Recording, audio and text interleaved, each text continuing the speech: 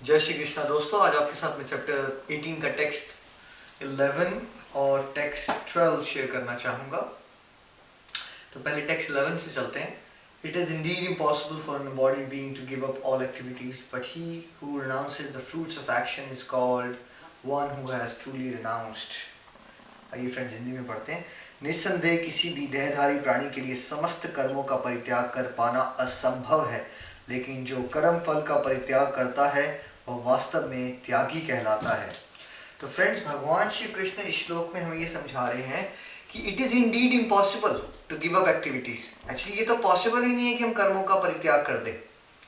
कोई बंदा अगर ये भी सोचता है कि वो जंगल चला जाएगा तो वहां भी जाके उसको करना पड़ेगा, कुछ खाना खाने के लिए काम करना पड़ेगा, अपनी बॉडी को मेंटेन करने के लिए काम करना पड़ेगा, राइट। सोने के लिए कुछ जगह बनाएगा, उसके लिए कुछ काम करना पड़ेगा। तो एक्चुअली ये एक इल्यूजन है, एक माया है कि बंदा सोचता है कि वो कर्मों का परित्याग कर सकता है। फ्रेंड, जब तक हम इस शरीर में हैं हमें कर्म तो करने ही पड़ेंगे।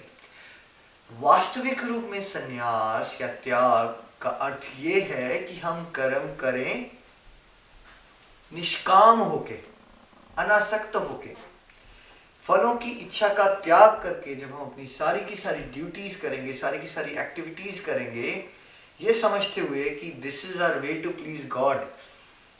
यही भागवत गीता का कंक्लूजन है और यही वास्तविक अर्थ है त्याग का।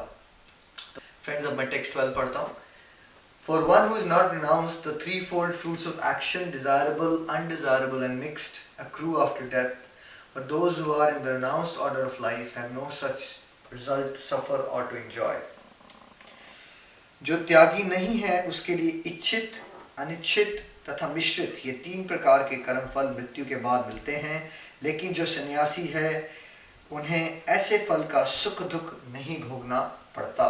तो फ्रेंड्स, भगवान श्री कृष्ण ने यहाँ समझाया है कि जो उनके निर्देशानुसार जीवन नहीं जिएगा, यानी कि जो कर्मों के फलों के साथ आसक्त होके, अटैच होके ही कर्म करेगा, तो उसको फिर तीन तरह के रिजल्ट मिलेंगे। इच्छित यानी कि जो चीज वो डिजायर करता है, अनिच्छित जो वो डिजायर नहीं करता है, और मिक्स्ड तो फिर अगले जन्म में उसको कैसा समय भोगना पड़ेगा, कुछ सुख भी लेने पड़ेंगे, राइट। क्योंकि अल्टीमेटली हर बंदा डिजायर क्या करता है, सुख, और कुछ उसको दुख भी लेने पड़ेंगे, दैट इज अनडिजायरेबल।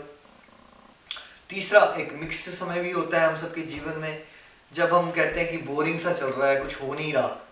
तो जब ना तो एक्सट्रीम लेवल पे हम प्लेजेंट एक्सपीरियंसेस ले रहे हैं, ना एक्सट्रीम लेवल पे कुछ सफरिंग आ रही है, ठीक है, नॉर्मल सी मंडेन सी लाइफ जब चल रही है, तो उसको हम मिक्स्ड टाइम कह सकते हैं।